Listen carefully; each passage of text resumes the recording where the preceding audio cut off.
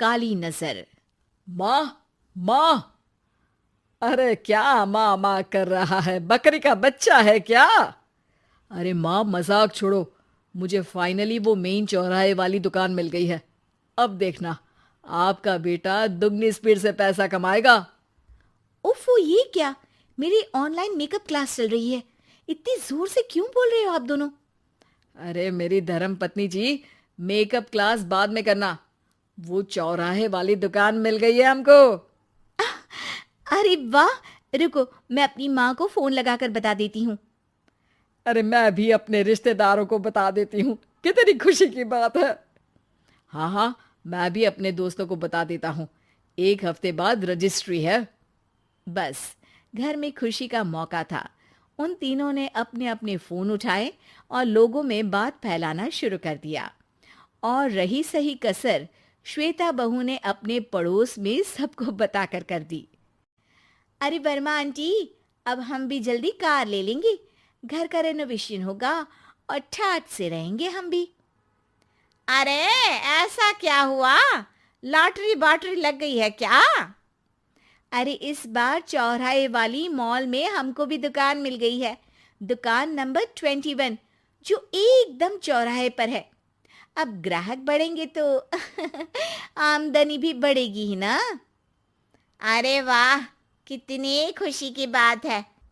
मैं बहुत खुश हूँ तुम्हें इतना खुश देख के। बाकी एक बात कहूँ, सबको मत बताते फिरना। किसी की नजर लग जाएगी तो खुशी की खबर वापस लौट जाएगी। हैं? ऐसे थोड़ी ना होता है। अब डरा रही हो। अरे सही कह रही हूँ। काली नजर कहते हैं इस चीज को, जब आप किसी को कुछ बताओ और वो काम बिगड़ जाए। अरे लेकिन मैं तो। तुमने सबको बता दिया ना? हाँ, फोन लगा लगा के। अब बच के रहना। काली नजर बड़ी खतरनाक होती है। श्वेता इतनी खुश रहती है कि वो वर्मा आंटी की बात पर ध्यान ही नहीं देती, जबकि पड़ोस में और भी लोगों से खुशी की खबर शेयर करती रहती है। अगले दिन राजेश बहुत दुखी होकर घर आता है। अरे बेटा, क्या हुआ? मुंह क्यों सूजा हुआ है? मधुमक्खी ने काट लिया क्या? माँ, वो दुकान किसी और के पास चली गई। किसी ने ज्यादा भाव लगा दिया। अरे पर बात तो आपसे हुई थी ना उस दुकान वाले की। हाँ, आज मैं टोकन अमाउंट देने गया था, तब मुझे पता चला। कोई आकर सुबह मुझसे पहले ही ज्यादा अमाउंट दे गया। हम्म, काली नजर। क्या? क्या कहा? वर्मा आंटी ने समझाया था कि किसी को बताना मत, वरना काली नजर लग जाएगी। अच्छा, तुम्हें उनकी बात मान लेनी चाहिए थी। उनकी बात मान लेती, लेकिन उसके पहले ही सबको बता चुके थे ना हम तीनों। अरे अगली बार से ध्यान रखेंगे। कोई भी नई चीज होगी तो किसी को नहीं बताएंगे। तीनों कुछ दिन ऐसे ही रहते हैं, पर एक दिन श्वेता को एक मेल आता है। राजेश, मेरा ऑनलाइन मेकअप कोर्स कंप्लीट हो गया। अब मैं खुद का पार्लर खोल सकती हूँ। अरे वाह, अपने मोहल्ले में ही खोलते हैं। ये जो घर के सामने दुकान है ना, वहीं। हाँ, यहाँ सस्ती भी मिल जाएगी। अगले दिन श्वेता वर्मा आंटी के पास जाती है, मिठाई का डब्बा लेकर। अरे आओ आओ, कैसे आना हुआ?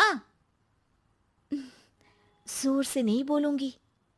वो सामने वाली दुकान है ना, वहां मैं अपनी पार्लर की दुकान खोलने वाली हूँ। उसकी मिठाई है। अरे वाह, बहुत बधाई हो तुमको।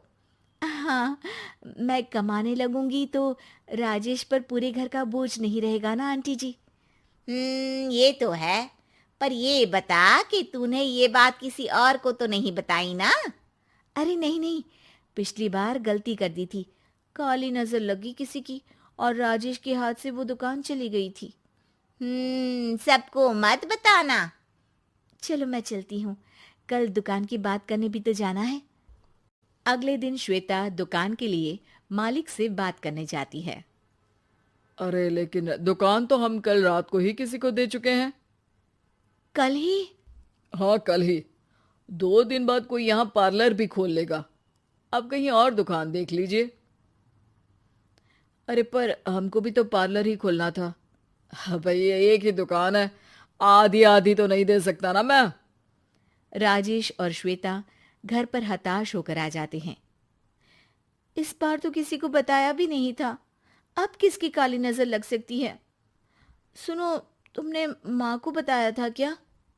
अरे कैसी बात कर रही हो, माँ की नजर थोड़ी ना लगेगी। पक्का तुमने किसी को नहीं बताया था ना? सिर्फ वर्मा आंटी को बताया था, उन्होंने ही मुझे किसी को नहीं बताने को कहा।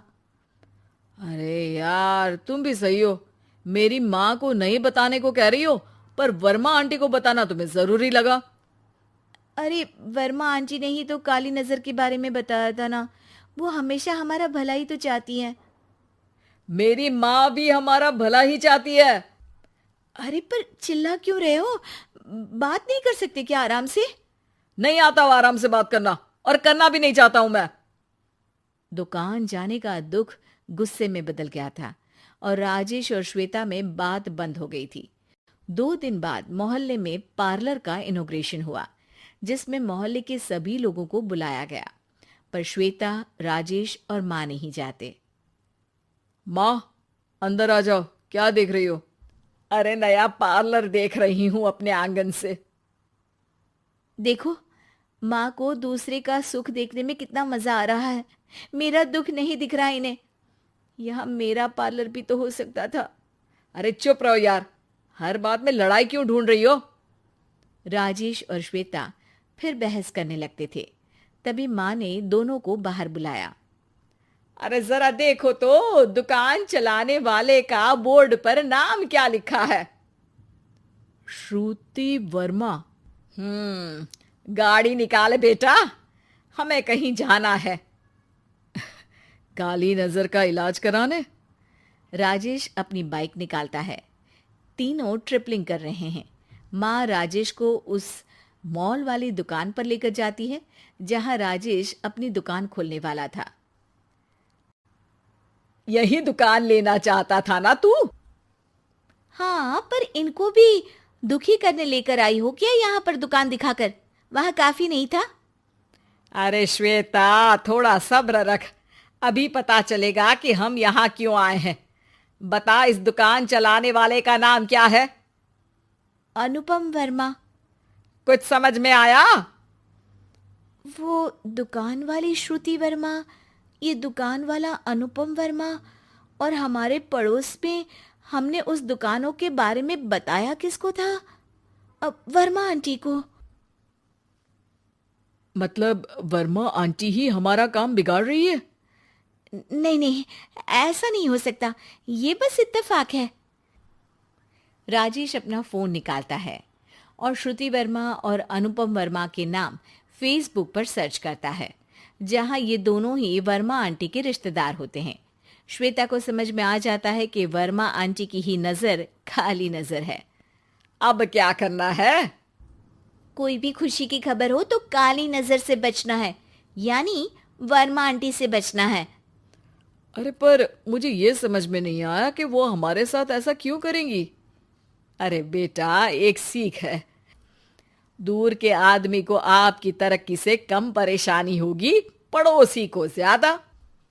दोनों माँ की बात में हामी भरते हैं और अगला काम चुपचाप करने की कसम खाते हैं, ताकि आगे से वर्मा आंटी कोई काम ना बिगाड़ सके।